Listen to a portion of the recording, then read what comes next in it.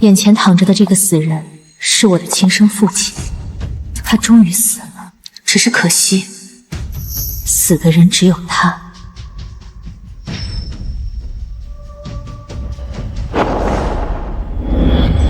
死者陈建林，男，55岁，致命伤位于腹部，系单刃匕首刺穿脏器，导致失血性休克死亡。林婉晴的案子约在下午3点见面，地点是他的半山别墅。知道了，我保证，他的代理律师一定会准时到达。妈，你别急，下一个就轮到林婉清了。不就是翘课吗？不就是晚了一会儿错过宿舍门禁吗？宿舍阿姨至于吗？害得我还得大半夜回家挨我妈的骂。妈，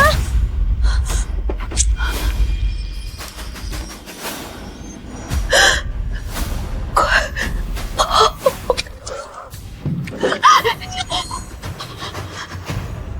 走！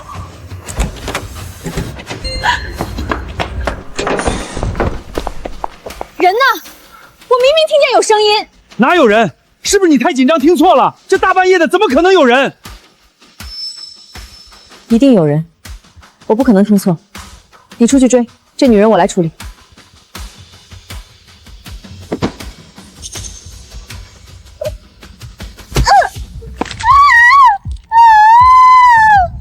够了，他已经这样了，你何必再折磨他？现在你心疼了？你搞清楚，要是这件事被别人知道了，你和我就都完了。行了，还愣着干什么？还不快去追！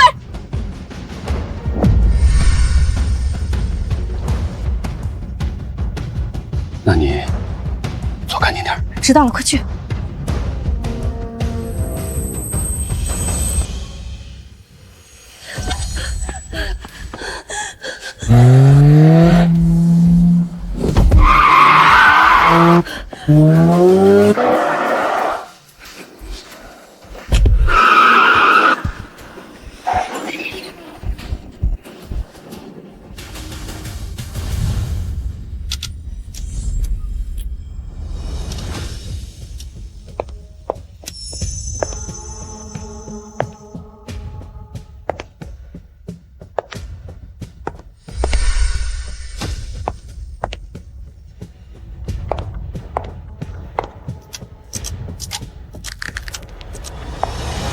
是你？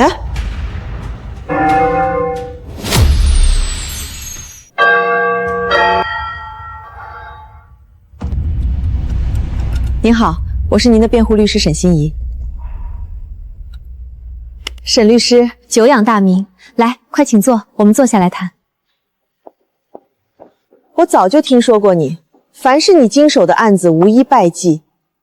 听说你曾经还把原告的律师一同送进去了，没想到这么年轻。陈太太过奖了，运气好而已，都是当事人信任我，不敢当。陈太太，还宣到此为止。再过2个小时，警方就会将所有证据正式提交法庭。您的案子非常棘手。我是清白的，沈律师，你一定要相信我。那天我一进入酒店房间就被人从后面打晕了。等我再醒来的时候，老陈他已经……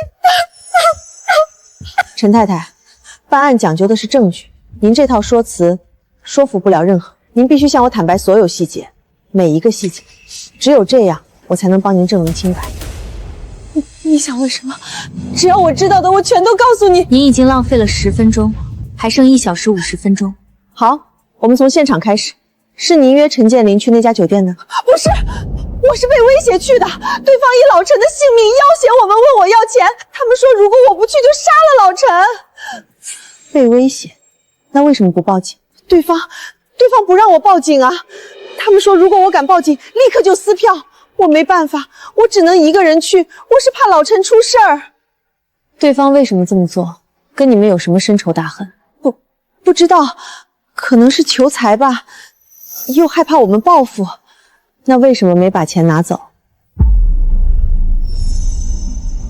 ？3个月前，您亲自为陈建林购买了一份人身意外险，保额5000万，受益人是您，林婉清。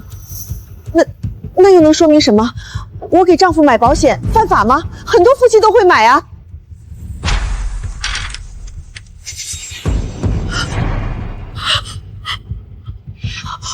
我出轨又怎么样？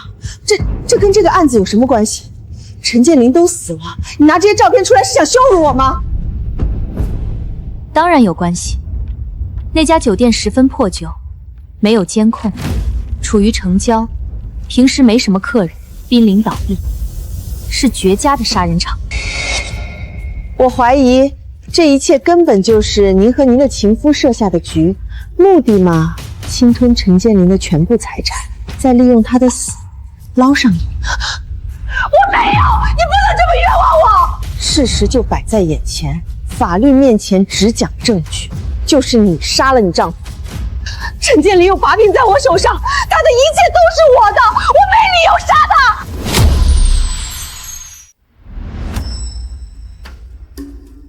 把柄，李女士，什么把柄？没什么，我们是夫妻，他的自然都是我的。好，我们来聊聊案发现场。根据警方勘查，房间内根本没有任何第三个人出现过的痕迹。更致命的是，警察赶到破门而入时，门窗也都是反锁状态。案发现场是一个完美的密室。如果按照你的说法，凶手在杀掉陈建林并把你打晕之后，凭空消失了，而且那间房唯一的房卡只有你有，这都是那个凶手精心设计过的，这就是一个局，他布置这一切就是为了陷害我。是谁要陷害你？我不知道。那他为什么要陷害你？我怎么知道？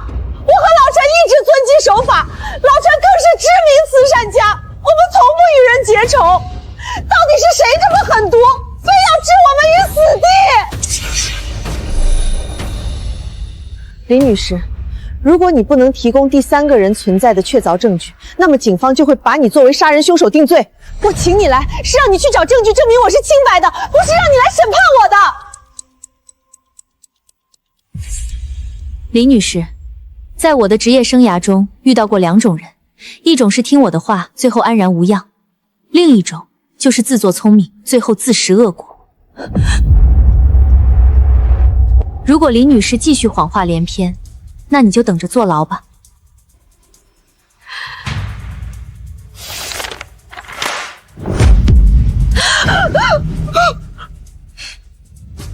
你真的是因为担心陈建林被要挟才去的酒店吗？这个人，你还记得吗？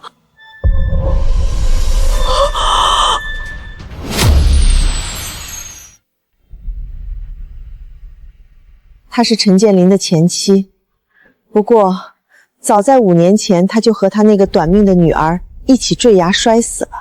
沈律师，你拿个死人出来，跟这个案子有什么关系？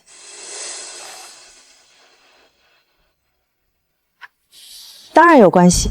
5年前，陈怡掉下悬崖并没有死，好巧不巧，她刚好就在发生命案的那家酒店工作。她竟然没死！没错，并且据我所知，警方已经找到了她，而且从她那里听到了另一个故事，一个对你极为不利的故事。不，都是陈建林做的，我是被威胁的，我是无辜的。发生了什么？我是小三上尉。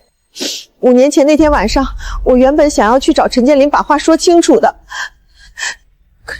可是两人的谈话内容被沈慧听见了，她像疯了一样，拿着一把水果刀冲出来，就要跟陈建林拼命。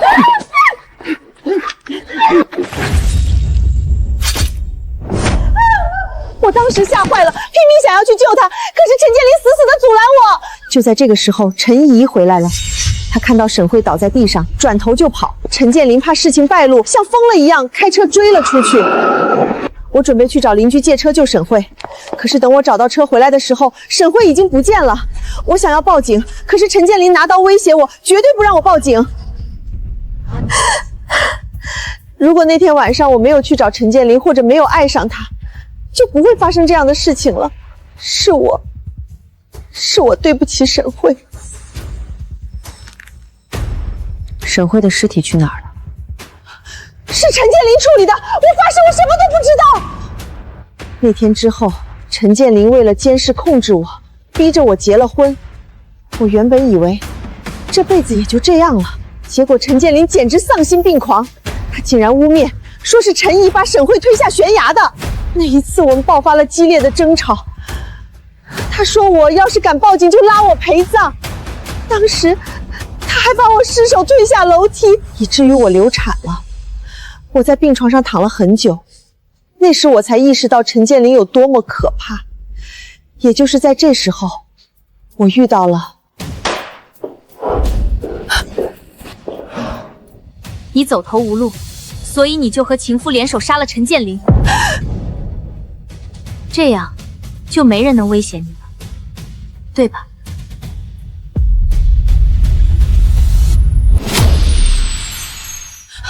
我没杀人，5年前没有，现在也没有。林女士，理智一点。现在摆在我们面前的是2起凶杀案，而且这2个案子之间有着直接的联系。在警方眼里，目前只有一个凶杀案，因为现场只有1具尸体，而作为现场唯一的活人，你是唯一的嫌疑犯。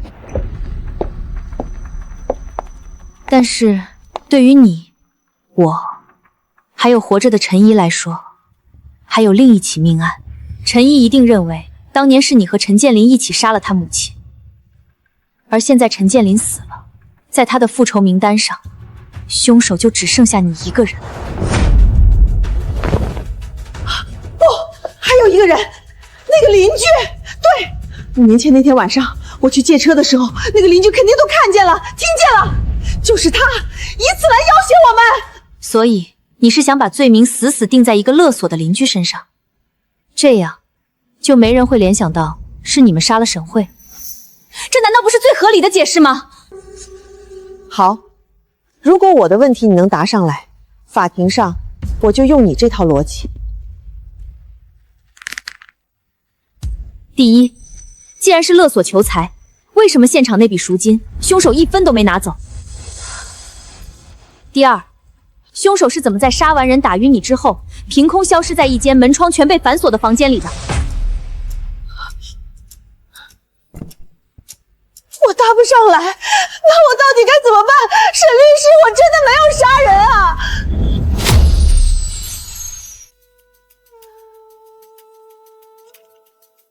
既然如此，那我们就重新梳理案情，从你被勒索带钱去那家酒店开始。你推开门，一进去就被早就藏在暗处的人打晕，然后那个人走出来，杀掉了陈建林。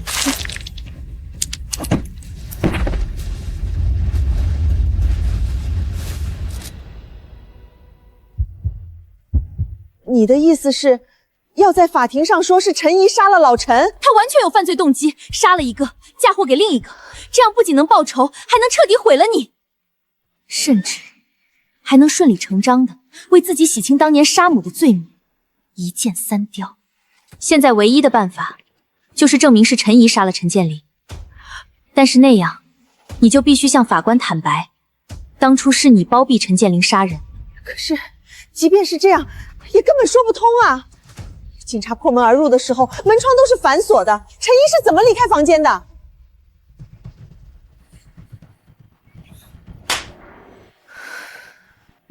假设陈怡事先就埋伏在房间里，杀完人之后，直接通过窗户逃跑。可是窗户是从里面锁上的。别忘了他的身份，他本身就是这家酒店的工作人员。在带警方进去调查时，现场一片混乱，他完全可以趁着警方不注意，悄悄锁好门窗。我明白了，难怪我会被威胁来这家破酒店，是因为陈怡就藏在这里，他那么恨我，说不定他早就准备好了当年所有的证据，要置我于死地。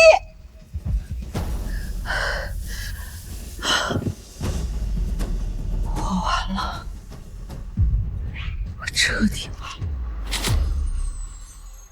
林女士，我们换个思路，假设那天你不是被要挟去酒店，而是陈建林约你过去的，你对5年前的凶杀案毫不知情，那一切都是陈建林做的，这样的话，你就可以完美脱罪。陈一手里一定没有证据证明你跟沈慧的凶杀案有关，否则他一定早就回来了，根本等不到现在。你是说？所以，现在整个逻辑链条上，就差陈建林和沈慧尸体之间的直接证据。要怎么做？沈律师，你教教我。很简单，得把陈建林的个人物品放到沈慧的尸体上。只要能证明沈慧的失踪是陈建林所为，你就彻底没事了。在大众眼里，你只是小三上位，你最多受点道德谴责，但法律根本制裁不了你，你一天牢都不用坐。所以，告诉我，沈慧的尸体到底在哪？我真的不知道，尸体是陈建林处理的，他从来没告诉过我。你不要再骗人了，处理尸体的根本不是陈建林，是你。沈律师，你什么意思？那天晚上，陈建林开车出去追陈怡了，他根本没有时间处理尸体。而且，你杀沈慧的动机远比陈建林要大得多，因为你怀孕了，你急于上位。那天，你并不是去分手，你是去逼宫的。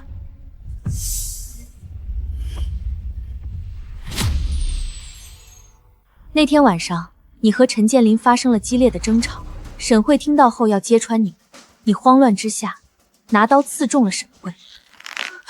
陈建林想要救沈慧，却被你死死阻拦。就在这时，陈一回家正好看到这一幕，也是你让陈建林去追的。你闭嘴！不要在这里给我编出这种荒谬的故事！你别忘了，我是请你来为我辩护的，你到底什么意思？我的意思是，在酒店房间里，那个勒索你的人根本没有动手，是你杀了陈建林。荒谬！沈律师，我警告你，不要再跟我开这种毫无根据的玩笑。我没有开玩笑，因为勒索你的那个人就是我。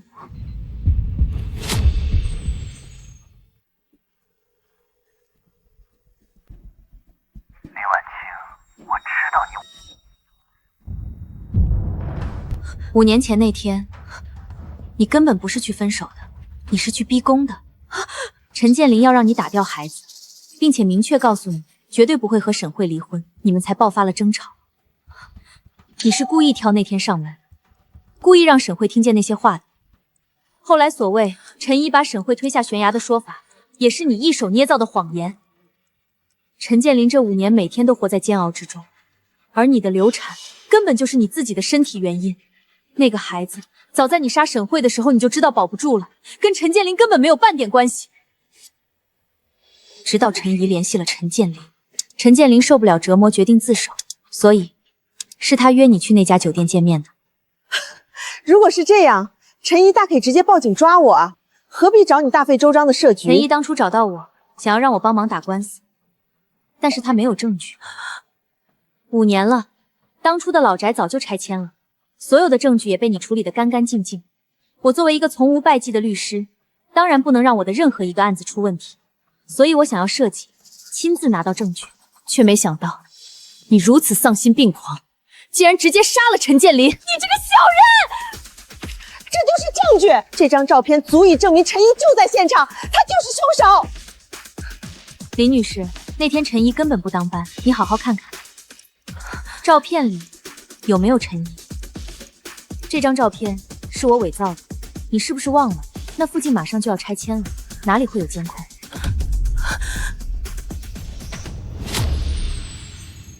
沈心怡，你竟敢算计我！你到底想怎么样？别忘了，你跟我可是签过代理合同的。一个律师代理同一个案子的原被告，信不信我去律协告你，让你身败名裂？你说的没错，不过还好，陈怡穷到连律师费都付不起，所以我还没来得及跟他签合同。而你刚好在这个时候找到了我。我当然不会让我的案子败诉，但也无可否认，林婉清，你就是个人渣。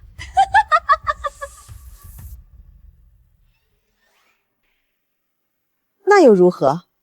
只要我有钱，哪怕你再看不惯我，你不照样得乖乖为我服务？可怜陈毅那个小贱种，跟他母亲一样，就是个任人拿捏的废物。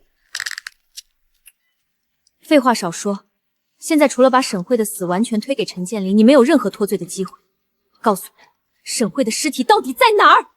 据我所知，沈律师，你就住在当年老陈负责拆迁盖的那片高档小区里吧。当初我就是把沈慧的尸体永远封在了那栋楼的混凝土里，当做地基了。沈慧那个贱人敢跟我抢男人，我就是要让他死了，也要被千万人世世代代的踩在脚下践踏。哦，对了，还有一件事，其实当时沈慧根本就没有死透，她硬生生走了好几公里，直到身上的血彻底流光了，才咽气倒下。陈建林原本是有机会救她的，如果不是陈怡那个死丫头突然回来，我也根本没有机会亲手杀了她。你都不知道，沈慧当时倒下的时候，死死盯着我的那个眼神，绝望、不甘、痛苦，真是太精彩了。你说，要是陈怡知道了，不知道会不会直接发疯啊？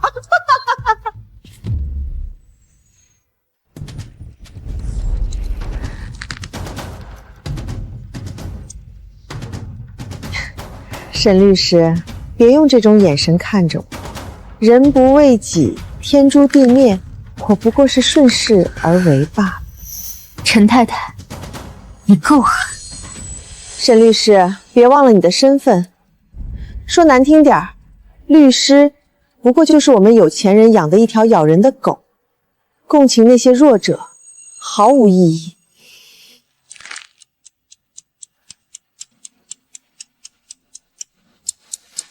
您说的对，谢谢陈太太的提醒。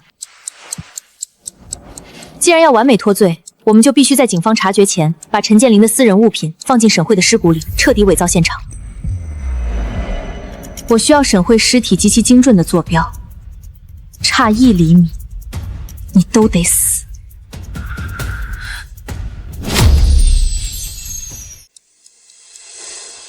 沈律师，时间过去那么久了，那片工地早就盖成了高档小区，我哪还记得那么清楚？况且，就算我记得，现在只剩下1个小时的时间，难道沈律师还要开着挖掘机去把人家小区的承重墙给挖了吗？陈太太，找到尸体是你案子翻盘的唯一关键，这是证明你无罪的直接物证，请你不要再抱有侥幸心理。我怕什么？陈怡那个小贱种没有证据，警方也没有证据，只要我抵死不认，他能拿我怎么样？倒是沈律师你放着我案子的疑点不去想，怎么比我还着急把沈慧的尸体挖出来？你这么在意沈慧的案子，真的是为了帮我脱罪吗？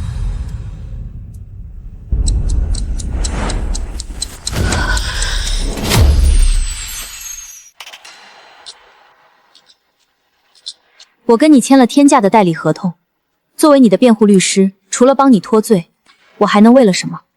我不会拿我的职业生涯开玩笑。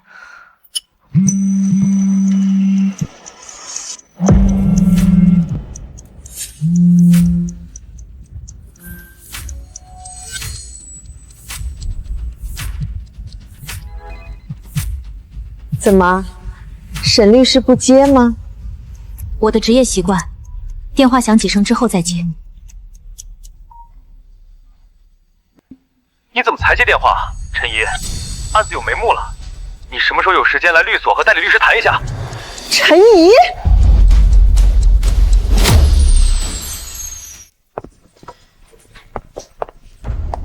你怎么才接电话？陈怡，5年前关于你母亲的案子有眉目了，你什么时候有时间来律所和代理律师谈一下？信号这么差，你怎么才接？陈怡，案子有眉目，谈一下。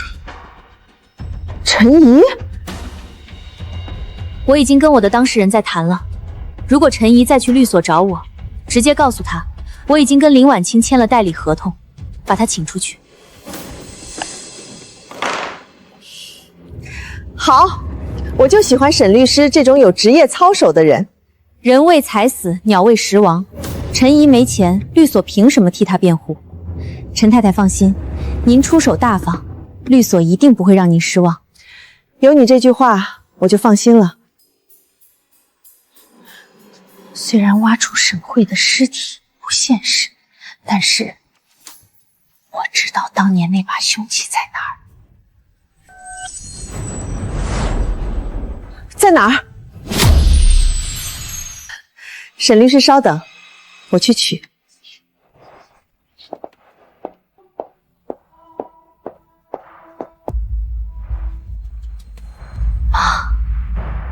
快！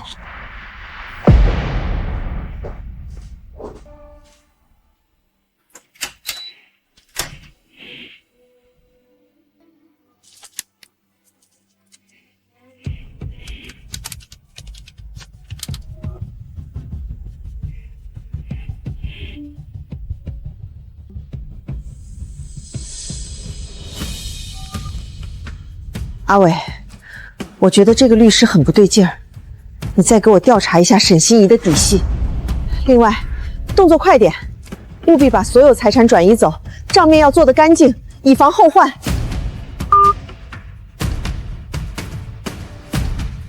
谁也别想夺走我的一切。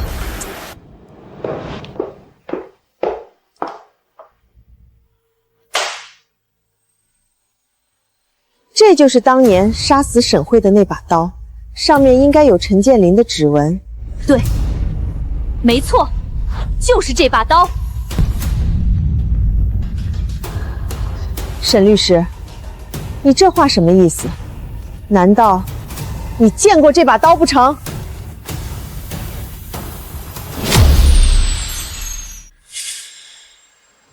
当然，这把刀跟陈怡向我描述的一模一样。不过，李女士，虽然有了凶器，但如果没有尸体，还是很难证明当初是陈建林杀了沈慧。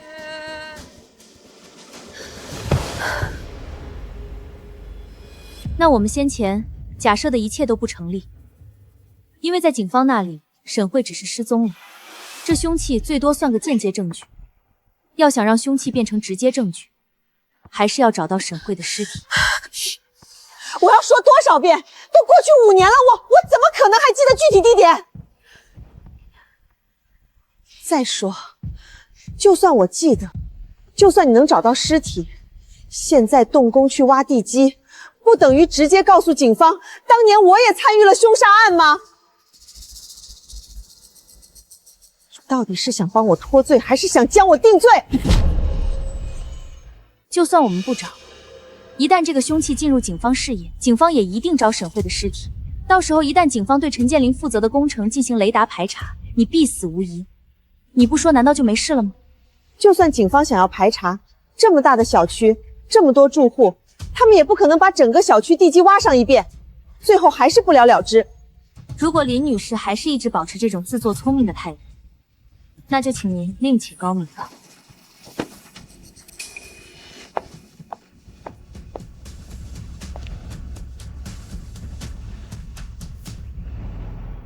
你什么意思？没什么意思。沈律师知道我这么多秘密，如果不能为我所用，那留着也是个心腹大患。你想杀人灭口，你最好掂量掂量。你身上现在背着陈建林的案子，大家都知道我来了这里，你要是敢动我，必死无疑。那又怎样？留着你，如果出门去接陈建林的案子，我也必死无疑。横竖都是死，不如拉个垫背的。动手！等一下，你不能动我！太太！太太，在门口发现了这个。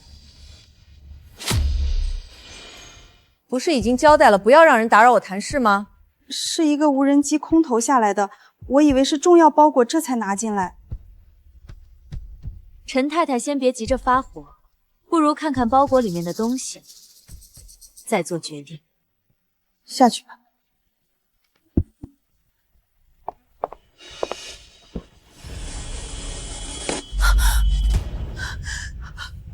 这些东西你是怎么弄到的？这绝对不可能！这些账明明做的滴水无漏，外人根本查不到。陈太太，你太高看我了。我只是个律师，手眼通天，也拿不到这种需要重重密钥的离案核心文件，除非是有心人刻意留下了痕迹。毕竟在这个节骨眼上，陈建林的案子总得有人顶罪。如果有人想拿着这些干干净净的钱去过下半日子，给自己多留一条能随时把水搅浑的退路，也是人之常情。您说呢？周伟故意泄露这些资料，难道他早就做好了拿我当替死鬼的准备？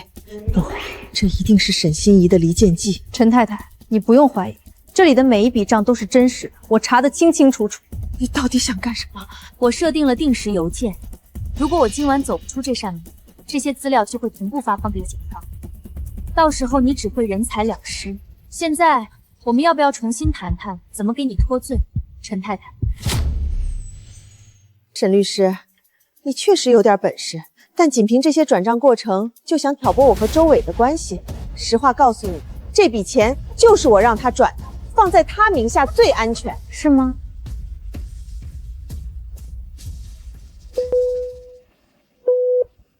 婉清，怎么了？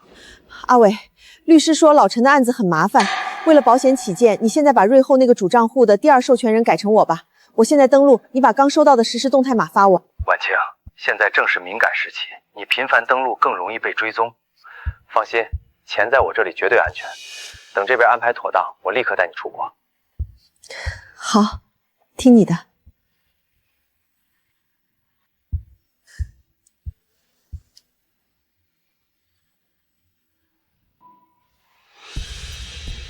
陈太太，看来你那位深情的情人并没打算陪你亡命天涯，他只是想借着你坐牢的机会吞掉你所有的资产。你现在没钱没退路，还要背着命案，你还有什么资本跟我讨价还价？谁说我没有资本？想独吞我的钱，周伟还没那个本事。沈律师，就算我知道具体位置，当年的地方早就盖成了小区，难不成你要去把人家的承重墙和地基给挖了？这势必会惊动警方，而且就连周伟都能背叛我，我又凭什么完全相信你？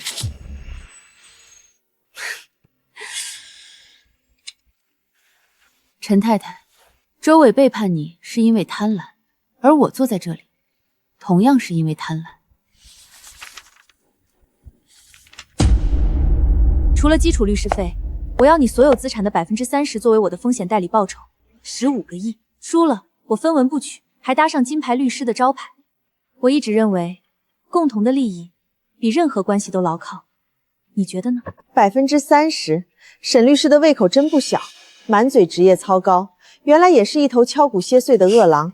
在商言商，开价高的狼总比不吃肉的羊更能帮你咬死对手。况且，除了我，你还有别的选择吗？你够贪，15个亿我给得起，但你还没回答我的问题。谁说要挖承重墙和地基了？我们要做的是让沈慧的尸体自己浮出水面。春和景明小区3期地下官网渗漏，物业正要翻修，只要你随便找个空壳公司接下项目，到时神不知鬼不觉把陈建林的私人物品放进去，再合情合法的把尸体挖出来。尸体见光的那一刻，所有的指针只会指向死人陈建林。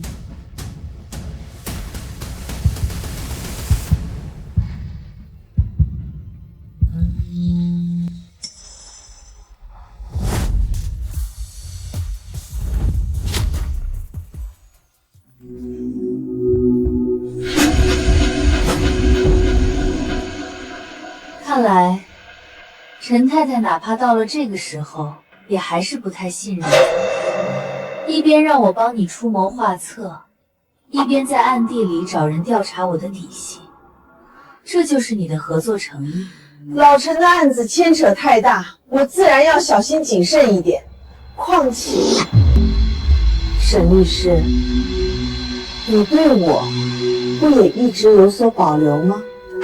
那是因为你从一开始就没打算跟我说实话。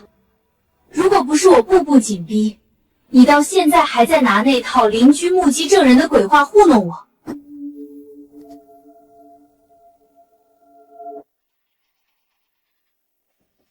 沈律师别生气，你也知道我但凡走错一步便是粉身碎骨，所以难免多疑。刚刚是我太敏感了，我向你道歉。这样，为了弥补我的失礼，律师费在30%的基础上，我再额外给你加5%，如何？我如何相信一个一开始就对我撒谎的人的诚意？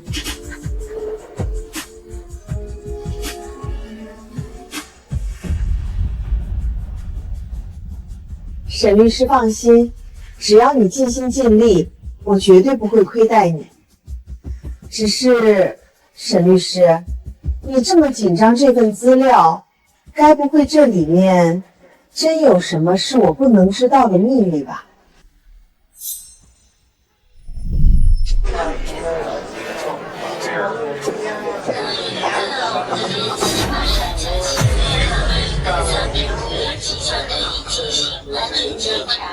天哪！你干什么？我马上要登机去进行商务谈判了。女士，对不起，真的对不起。我们后台有备用的全新铜马行政西装，请您赶紧跟我来换衣间。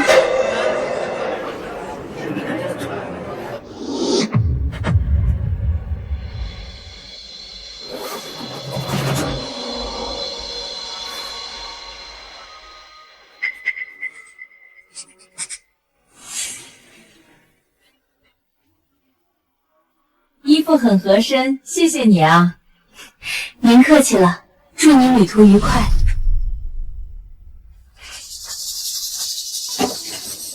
请便，5%的加价，我记住了。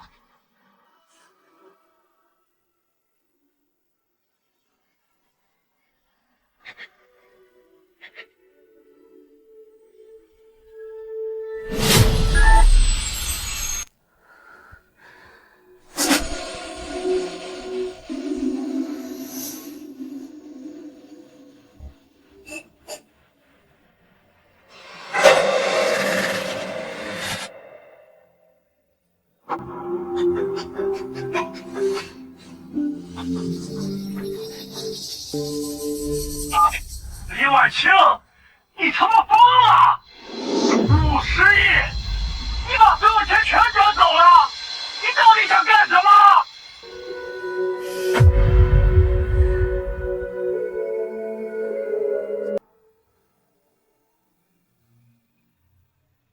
那是我的钱，我当然要拿回来。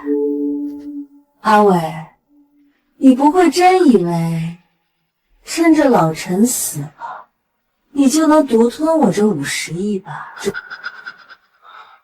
婉清，你先冷静一下，我们不是早就说好了吗？等你从这个案子里脱身，我们就带着钱远走高飞，钱的事情交给我来处理，你什么都不用操心。你让我怎么冷静？你的处理办法就是在背地里解除我的登陆权限。你真的误会了，你现在身陷命案，这是最敏感的时期，随时会被人盯上。为了保险起见，我才这么做的，是我没提前跟你商量好，让你受惊了。你听话，别闹小孩子脾气，把钱转回安全账户，剩下的交给我，好吗？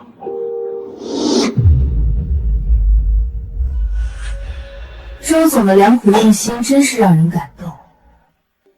不过我很好奇，既然那个是绝对安全的账户，那我一个外人到底是怎么拿到那些离岸空壳公司的绝密流水账单的呢？或许是有人故意泄露，好在关键时刻把洗钱的罪名也全扣在陈太太头上。对啊，如果账面做的滴水不漏，这个律师是怎么查到的？唯一的解释就是周伟故意放水，拿我当替死鬼。婉清，旁边是谁在说话？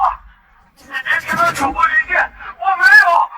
够了，阿伟，律师还在跟我谈案子的细节，我稍后再跟你联系，先挂了。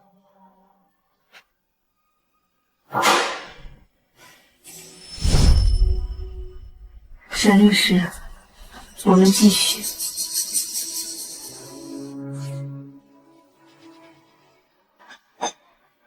陈太太，在继续你的案子之前，是不是应该先让我看看你的诚意？什么意思啊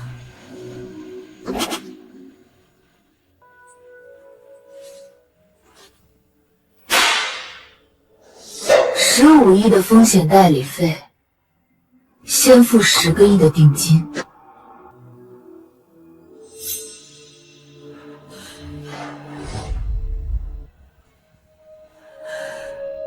10个亿！沈律师，你当我的钱是大风刮来的吗？案子还没结你就想拿走这么多，绝不可能！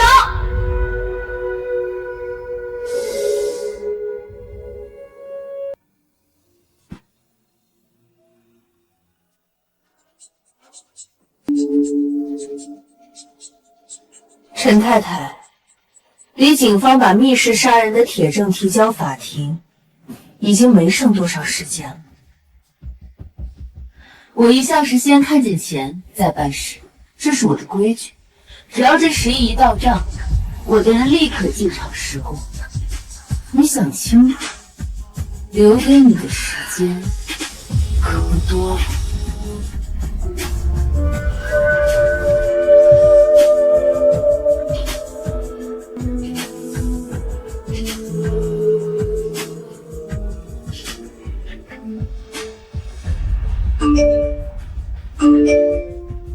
钱已经转了，如果你不能帮我成功脱罪，我发誓绝对会让你死得比陈建林还难看。沈太太放心，拿人钱财替人消灾。现在你只需要告诉我沈慧尸体的具体坐标。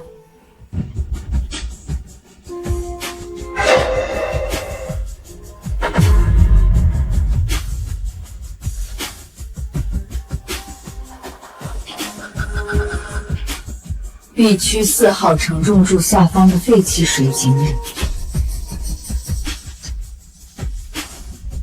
拿到坐标就好办了，我现在立刻去安排工程队进场相关事宜。陈太太稍作休息，我们等会儿再接着聊。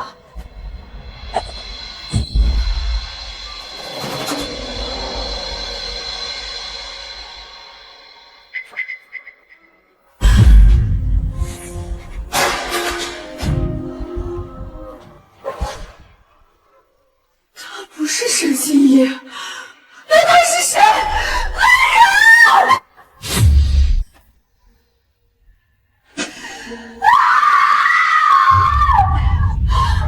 太太，出什么事了？走过小区所有出口，去把刚才那个女人给我抓回来，听见没有？我要活的，立刻去！是。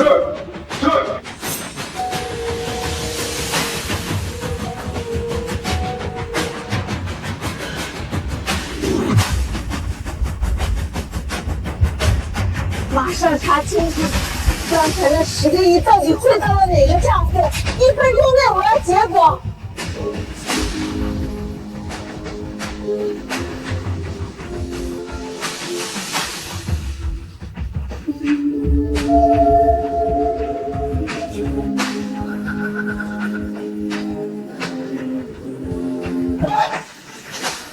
找到我。在哪儿？把钱给我找回来！会不会妈妈，你10个亿已经干干净净的汇入了江城市晨曦儿童福利院的公开慈善专户？福利院的工厂。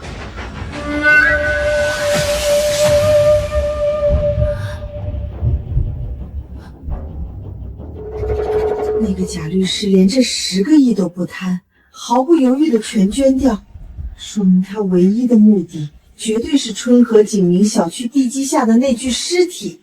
一旦沈慧的尸骨被挖出来报警，我这辈子就彻底完了，彻底完了。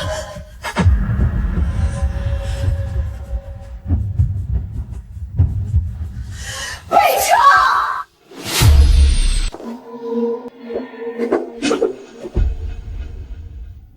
二伟，计划有变，情况很紧急，我给你转40亿，你现在马上动用所有渠道转移出去，越快越好。晚清，走。到底出什么事了？40亿不是小数目，海外通道最近风控查得很严，今晚就要走，这根本不可能啊！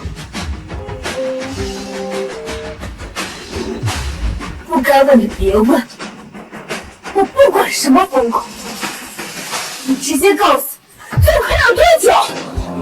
最快也得3天。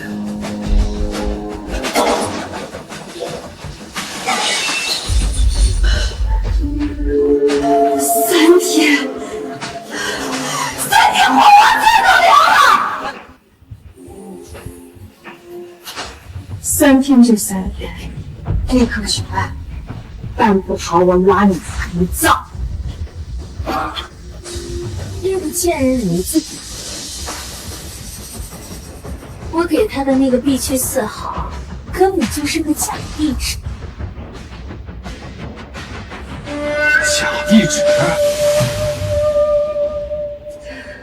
那只是我用来试探他底细的诱饵。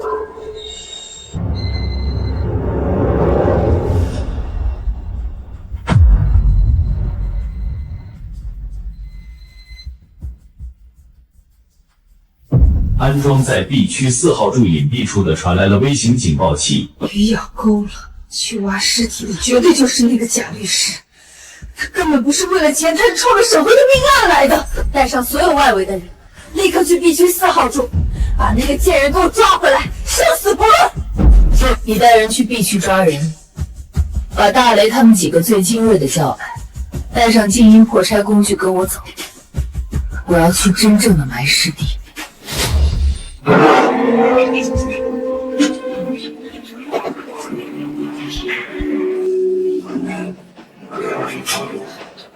妈，撑住，我马上就带你出来。林婉清那个毒妇，自以为能掌控一切，她根本不知道我手里有当年爸爸留下的这最后一张地下官网。各小队注意，太太有令，死守 B 区4号城中处，只要见到那个穿西装的女人，直接打到腿拖上来，死活不论。果然不出我所料，只要我拿到遗文，明天一早，我要让他跪在法庭上血债血偿。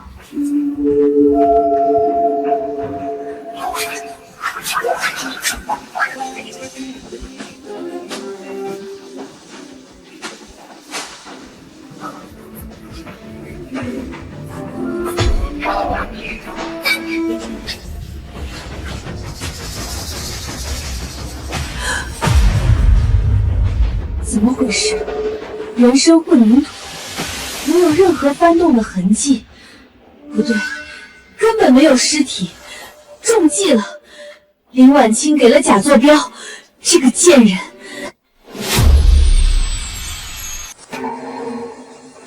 给我睁大眼睛！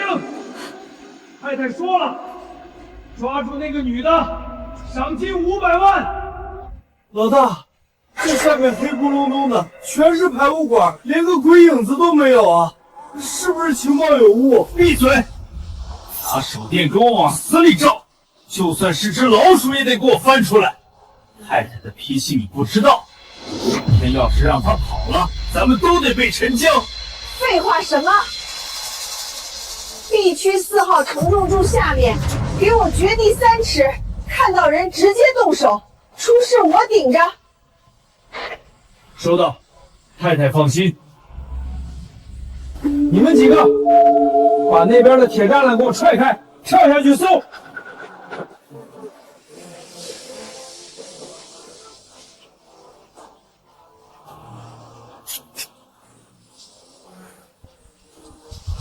老大，这管子太窄了，全是恶臭的淤泥，根本进不去人啊，没法搜，算他命大。撤！去别的地方继续搜。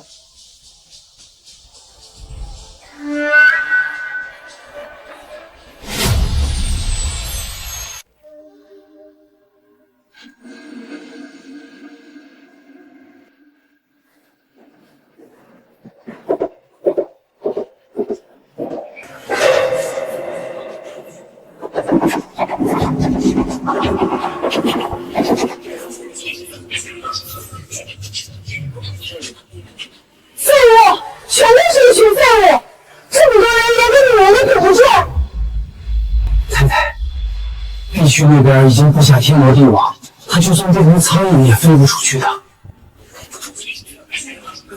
别管地区了，那是我放的假诱饵。大雷，机器带够了吗？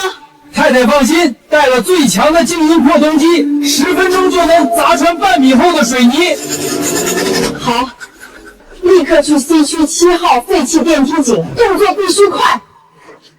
那个贱人既然没死在 B 区，肯定会像老鼠一样到处乱窜，必须赶在他前面，把当年那堆烂骨头给我挖出来，挖出来立刻浇汽油烧了，一点灰都不能留。走。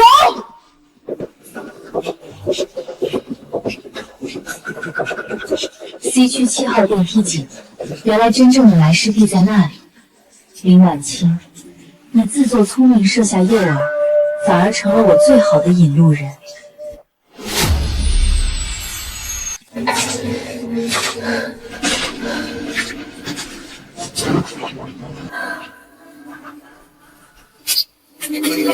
太太，那水印腹肌当年打得太厚了，机器推进有点慢。那也得给我砸，给我把功率开到最大，就算把这栋楼拆了，今天也必须把那具尸体弄出来。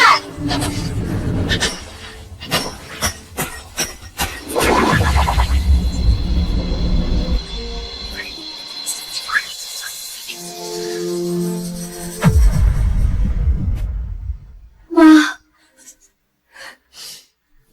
我终于找到你了。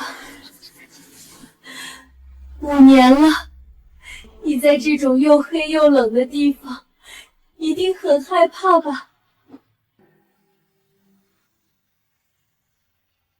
对不起，女儿来晚了。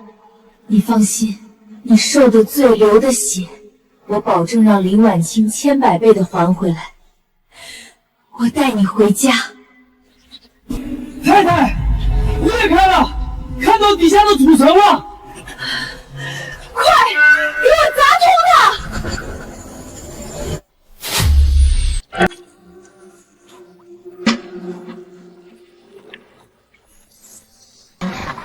太太，打通了！让开，手电给我，给我往死里照！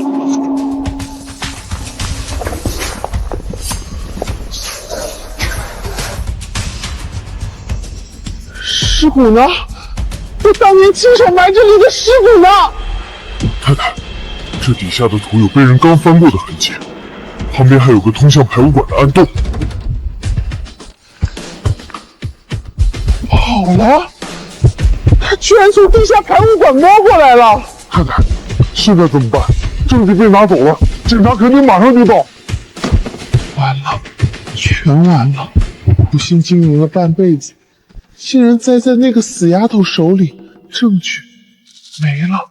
不，阿伟，对，我还有钱，我必须马上走，立刻走。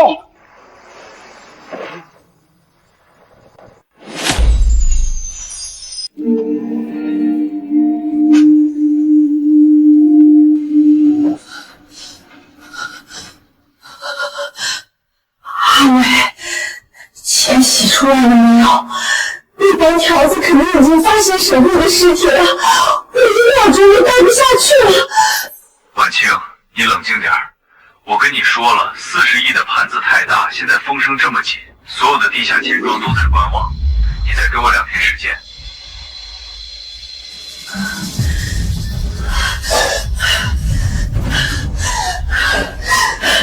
2天？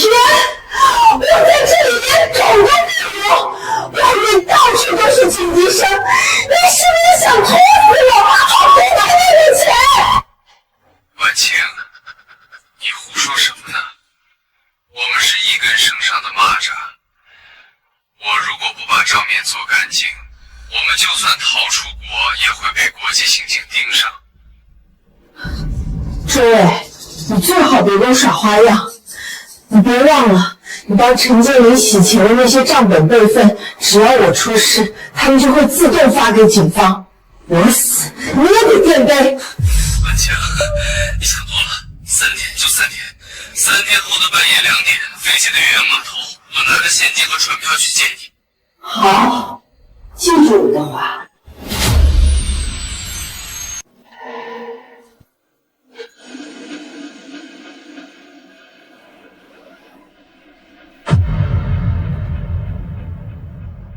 李队长，这里面是我母亲沈慧的遗骨，旁边那支录音笔里是林婉清亲口承认谋杀我母亲并杀害陈建林的完整录音。陈女士，你为了拿到这份口供，涉嫌伪造身份，非法限制他人人身自由，你知不知道？这在法庭上可能会被辩方律师打成非法证据。李队，我咨询过专业的法律顾问，我并没有限制他的自由，是他自己的保镖封锁了别墅。至于我伪造的身份，我向福利院捐赠的那10个亿，用的是林婉清的核心账户。我查过卷宗，刑侦队盯了周围的海外洗钱网络整整2年，一直苦于没有国内直接触发的资金流向证据，对吧？我那10个亿的汇款操作，直接触发了周围洗钱网络的风控警报，所有的隐秘 IP 和资金路流已经全部暴露。这份大礼加上这具尸骨，足够警方将他们一网打尽了。你很聪明，陈怡。你把所有的复仇都完美的卡在了法律的底线上。我只是相信，法律一定会让真凶死。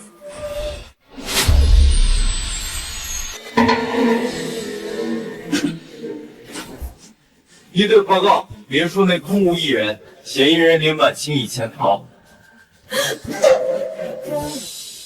江苏警方今日发布全城接令，本市著名企业家陈建林命案取得重大突破，嫌疑人林婉清目前在逃，警方原上。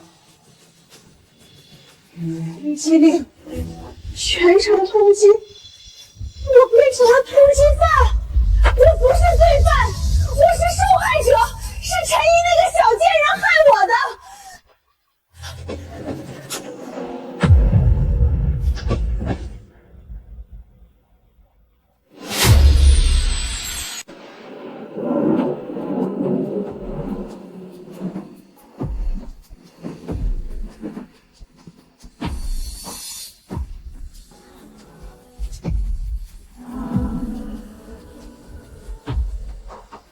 钱带来了吗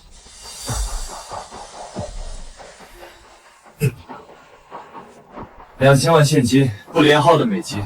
婉清，这是我能短时间内提出来的全部现金，剩下的全在海外账户里。船已经安排好了，马上就到。密码是多少？阿伟，你可别在这个时候给我下套。婉清，你这是什么话？我为你担了这么大的风险，难道还能坑你吗？上船之后，我自然会告诉你密码。周伟，你松手！你是不是根本没打算跟我一起走？你想拿这点小钱帮我打发了自己独吞那40亿？林婉清，你现在是全城通缉的杀人犯，我能冒着掉脑袋的风险来给你送现金，已经算仁至义尽了，你别得寸进尺。仁至义尽，周伟，你这只白眼狼，没有老娘的授权，你一分钱都洗不出去。把箱子给我，不然我今天就在这弄死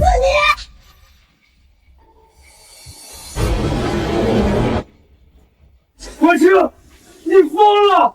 把刀放下！警察，放下武器！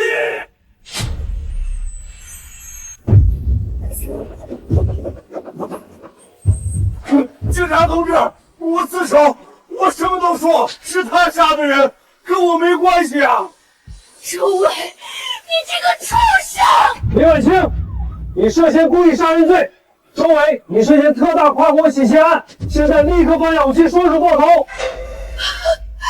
洗钱案？你们怎么可能查得到他的地下网络？这不可能！怎么查不到？陈太太，难道你忘了你转给我的那10个亿定金吗？那10个亿进入福利院公账的瞬间，就成了最完美的资金追踪带了。你们所有的洗钱渠道，在警方面前犹如裸奔。审判长，根据检方提供的录音证据及沈慧的尸骨鉴定，被告人李婉清在5年前涉嫌故意杀害沈慧，并在数月前于酒店密室残忍杀害其丈夫陈建林。事实清楚，证据确凿。审判长，我是冤枉的。那段录音是那个无良律师逼我说的，我根本没有杀沈慧。5年前那天晚上，是陈建林失手刺中了沈慧，他是个魔鬼，是他威胁我包庇他。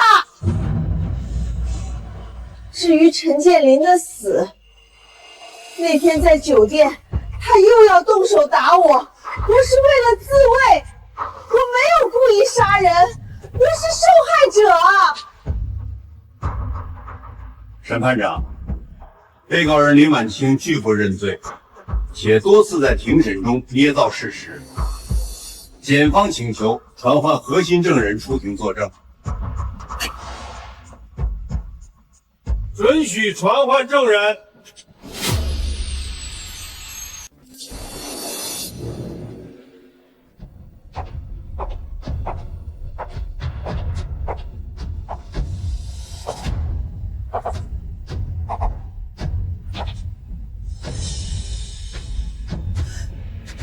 是你这个骗子！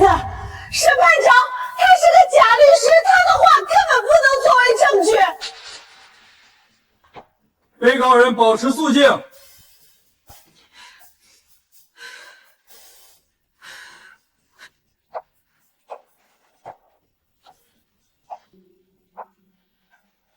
证人，请陈述你的身份。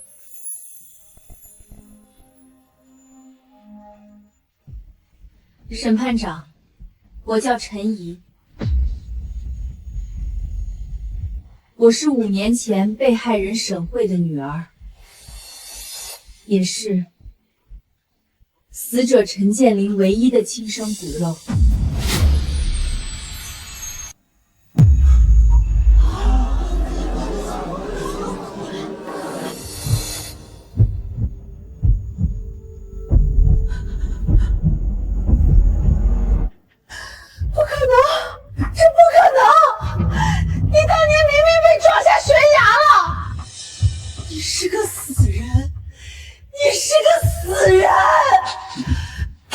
被告人肃静，若再扰乱法庭秩序，将被强制带离。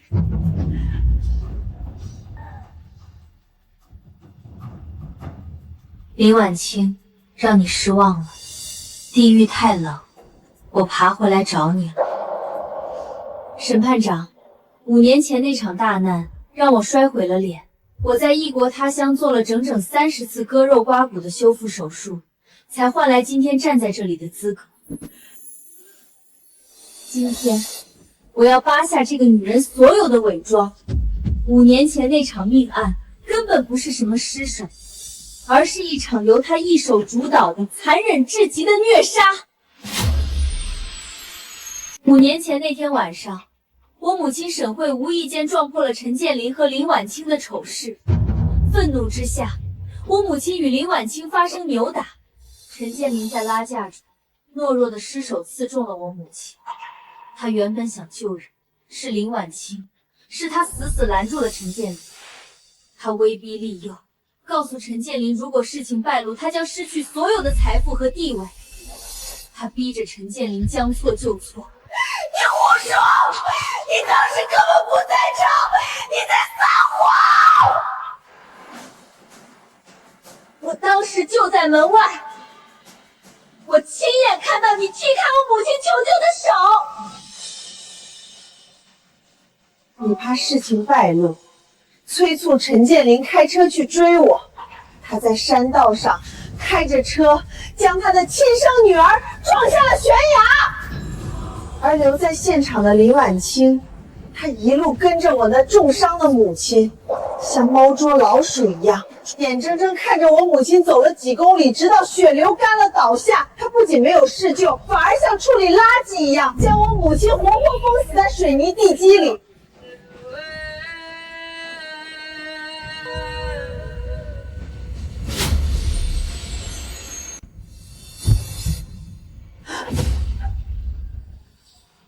审判长，他在这个故事里把自己摘得干干净净。就算我说的是假的，那陈建林呢？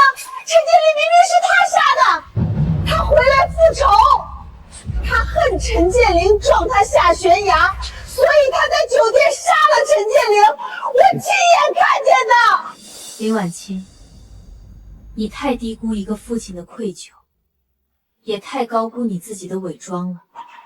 审判长，这5年来，陈建林因为亲手将亲生女儿撞下悬崖，早就患上了极度严重的抑郁症。他每天全靠大把的药物维持理智。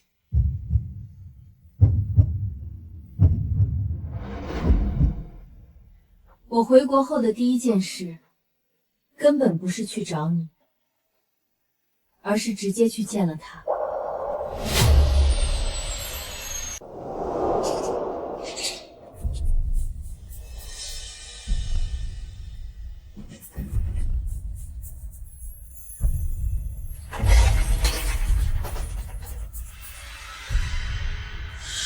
会，不对，你是怡儿。你老了，看来这5年来，你每天闭上眼睛，都能看到我被你撞飞的样子。怡儿，真的是你，你没死，我对不起你。我对不起你妈，我每天都在地狱里煎熬啊！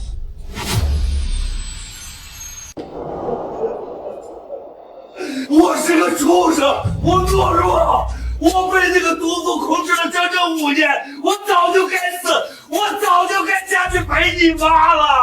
哭够了吗？哭够了就去自首，去告诉警察，当年沈慧是怎么死的。我去，我现在就去！我要把林婉清那个毒妇一起拉下地狱！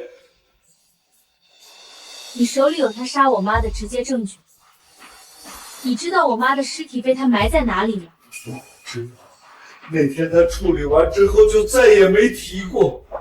没有证据，警察定不了他的死罪。所以，我才需要你配合我。演一出戏。陈建林为了赎罪，决定配合我，为了拿到你亲口承认杀人的证据，也为了给你这个所谓的妻子最后一次自首的机会，我给你寄了一封匿名勒索包裹。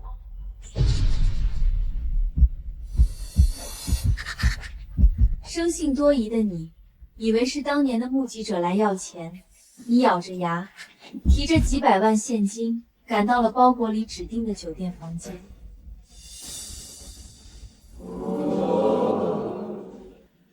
别说了，你别说了！可当你推开酒店房门的那一刻，你看到的根本不是什么勒索者。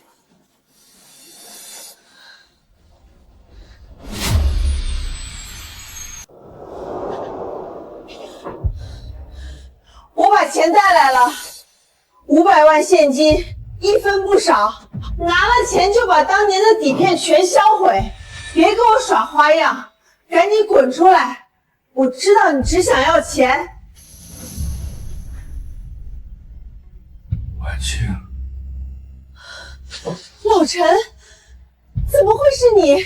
勒索信是你写的，那个扬言要曝光我们杀人证据的敲诈犯居然是你！你是不是疯了？我没疯，把钱收起来吧，我们用不上这些脏钱了。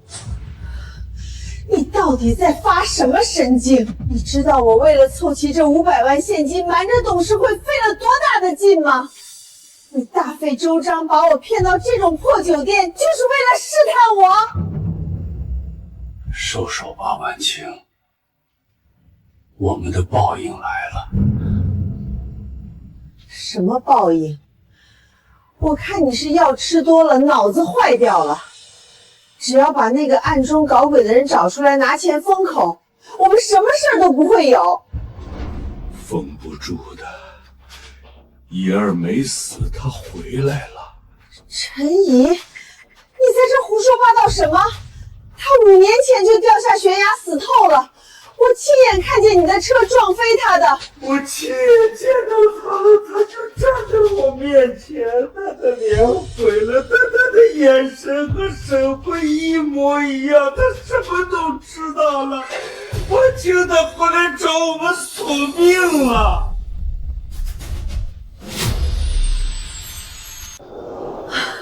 老陈，你在开什么玩笑？陈怡都死5年了，你是不是最近又没按时吃药，产生幻觉了？我没疯，我今天约你来是想告诉你，我决定去警局自首。你敢？你知不知道你去自首意味着什么？你的公司、你的钱、你半辈子的名声全都没了，我们俩都得去坐牢。我每天都活在愧疚里，我受够了。婉清，你也跟我一起去自首吧，这是我们最后的机会。自首？我凭什么去自首？我好不容易才有了今天的一切。你要发疯，你自己去死，别拉着我。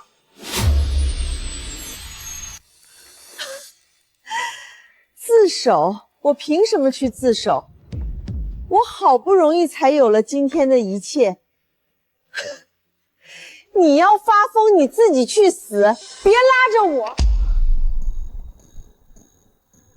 婉清，你刚才说的每一句话我都录上，包括你承认不想失去现有的一切。如果你今天不跟我一起去自首，我走出这扇门，就会立刻把这段录音连同5年前的真相全部交给警察。老陈，我错了，我跟你去警局。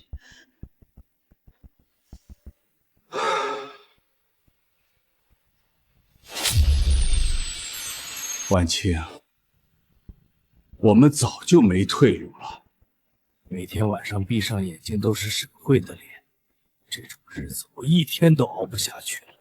等会儿去警局，把该交代的都交代了，就算死，也算清净了。清净？老陈，你把所有的罪名都扛下来，不是更清净吗？你什么意思？我的意思是，你想去死就自己去死，别想拉着我垫背！婉清，你竟然要杀我！我是你丈夫！丈夫？从你说要去自首的那一刻起，你就是我的仇人！你疯了！警察会查出来的，你逃不掉的。查不出来，我会告诉警察，是那个勒索犯杀你，是你活该！魔鬼！我爬了半辈子才拥有这50亿，谁也别想让我去坐牢！你去地狱里给沈慧赔罪吧！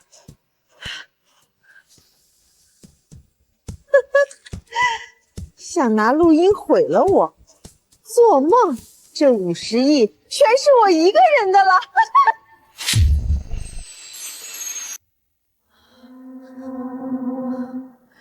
老陈，这都是你逼我的。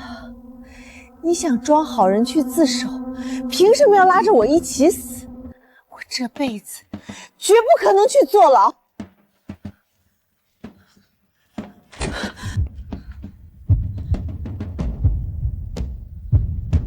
不行，门窗全是反锁的，这是一个密室。我是这个房间里唯一的活人，只要我走出去报警，警察第一个抓的就是我，我绝对脱不了干系。怎么办？怎么办？必须有人来背这个黑锅！勒索犯？不，警察查不到勒索犯的影子，还会怀疑我。陈怡，对，陈怡那个小贱人没死，她就在这家酒店当保洁，这简直是天赐的替罪羊。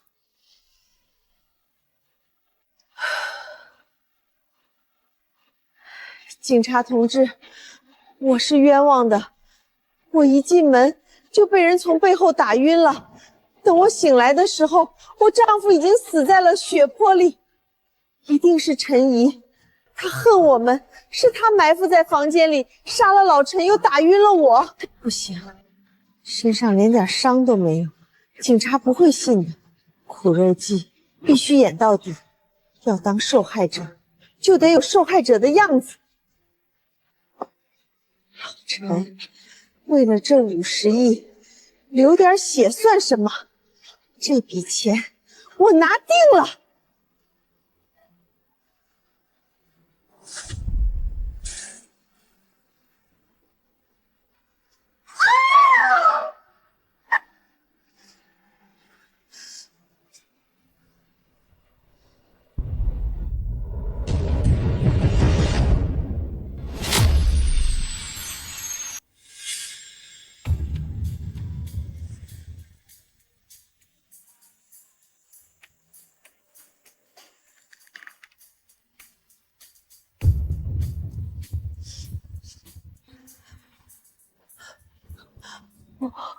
不是这样的，法官，他们编故事。录音笔已经被我踩碎了，他根本没有证据证明我杀了陈建林，他这是在污蔑。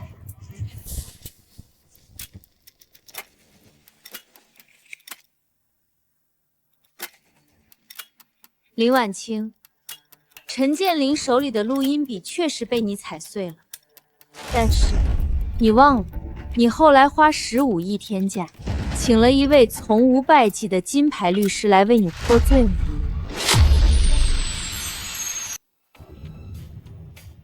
审判长，我申请当庭播放这份录音证据。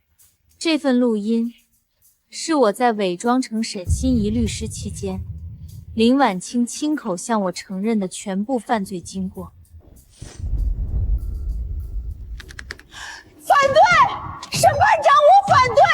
他是个假律师，他是非法获取证据，这录音绝对是伪造的。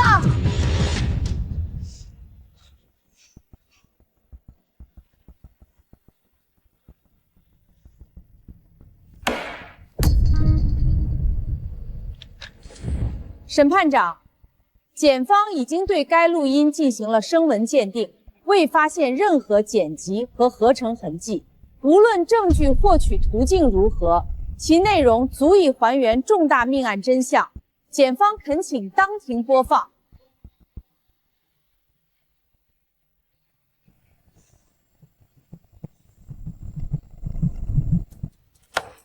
反对无效，准许播放。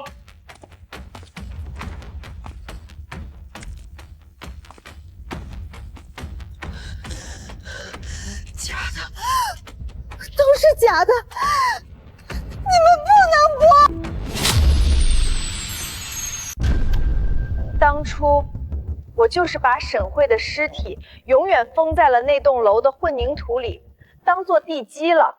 沈慧那个贱人敢跟我抢男人，我就是要让她死了也被千万人践踏。你不要再骗人了，勒索你的那个人根本没有动手，是你杀了陈建林。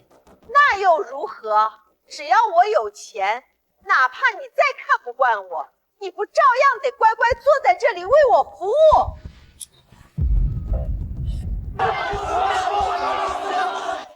毒妇，简直不是人！把人封在水泥里，太歹毒了。肃静，旁听席保持安静。是他设局陷害我！法官，当时他拿一份假的银行流水威胁我，我是被逼无奈才顺着他的话说的。那些话根本不是我的本意。被逼无奈，陈太太，难道是我逼着你，准确说出 C 区7号废弃电梯井这个埋尸坐标的吗？5年了，如果不是当年亲手埋尸的人，怎么可能连那块水泥地基有多厚，旁边有一条废弃排污管都一清二楚？那是陈建林告诉我的，对，是陈建林死前告诉我的。谎话连篇。陈建林如果有胆子去埋尸，他就不会在车祸后患上重度抑郁症。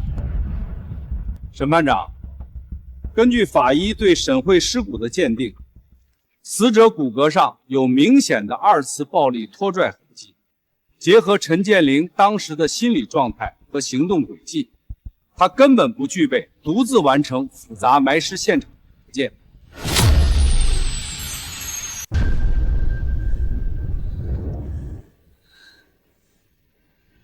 是他，是周伟帮我埋的尸，杀陈建林也是他出的主意。他为了吞掉我的钱，故意指使我去杀人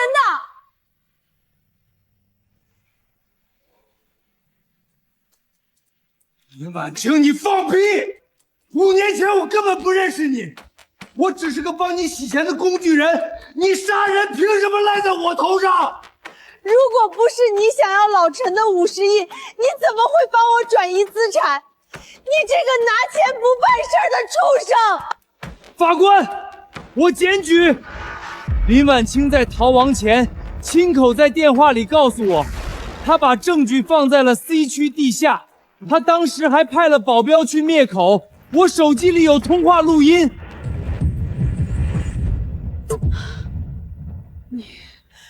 你居然录了音！跟你这种毒妇合作，我怎么敢不留一手？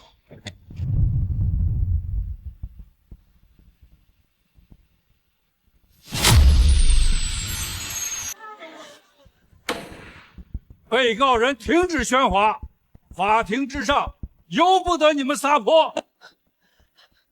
怡儿，怡儿，你听我说，不管怎么说，你爸爸是爱我的。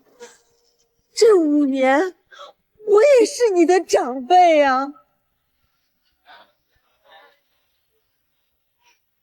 你想要什么？钱，对不对？陈建林的遗产，还有我转移出去的那些钱，我全都给你。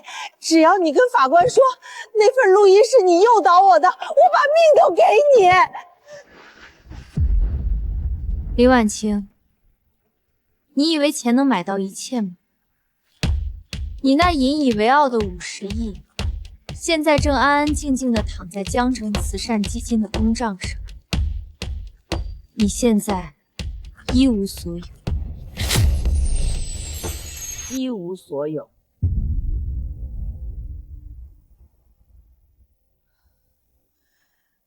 那可是50亿，全部都在海外加密账户里，没有我的多重动态密码，你根本不可能把钱转到什么福利院去，你在撒谎！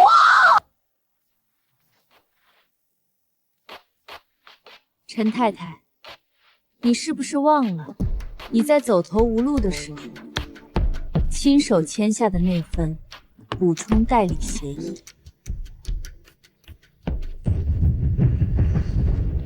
在那份协议里，你不仅给了我处理你国内资产的权限，还为了支付那15亿的风险代理费，向我开放了海外主账户的绿色通道。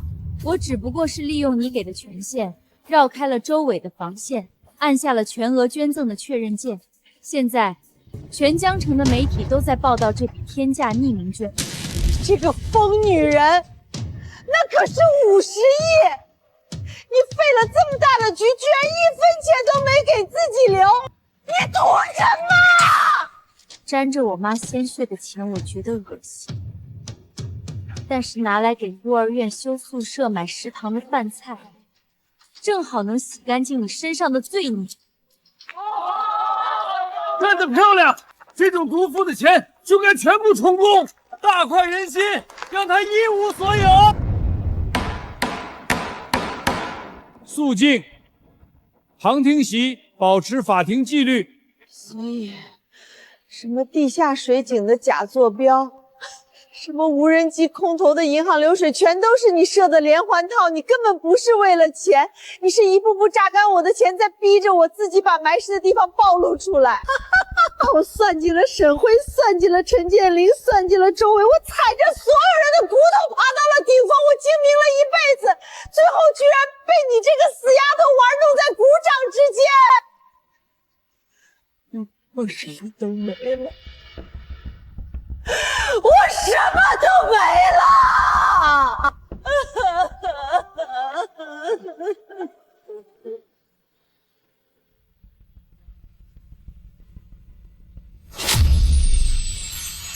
审判长，本案事实已经完全查清，被告人林婉清为谋取私利，残忍杀害被害人沈慧，并将其封入水泥地基长达5年之久。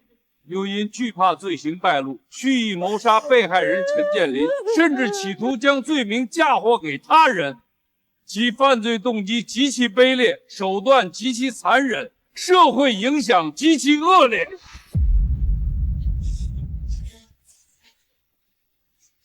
被告人周伟明知资金来源非法，仍为其提供洗钱渠道，并协助掩盖犯罪事实，严重破坏了国家金融管理秩序，法律的尊严不容践踏。检方恳请法院依法对2名被告人予以严惩。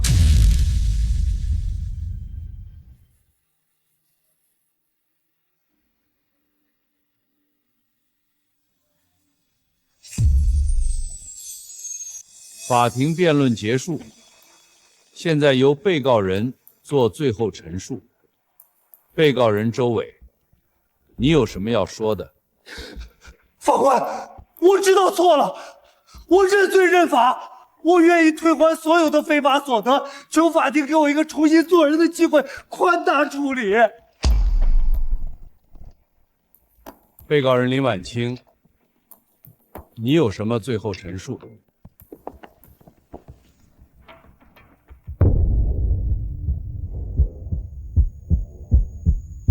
陈怡，你别得意，我会在地狱里看着你。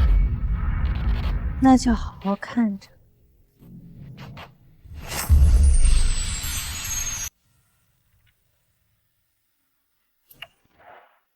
全体起立。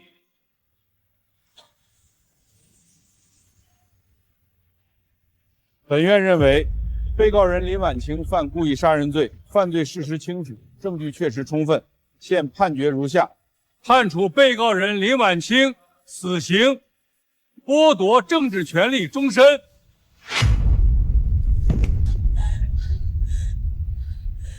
被告人周伟犯洗钱罪、包庇罪，判处有期徒刑15年，并处没收个人全部财产。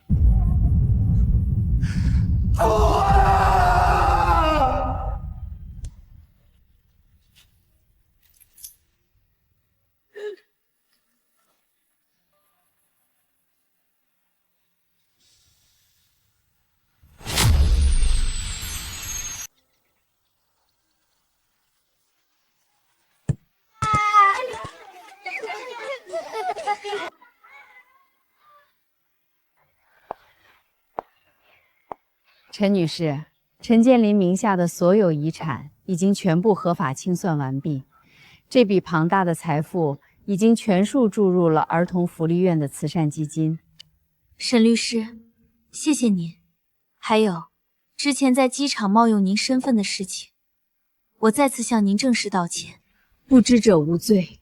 况且，如果你当时没有拿走我的证件，以林婉清的狠毒，我接了他的案子，恐怕连死都不知道怎么死的。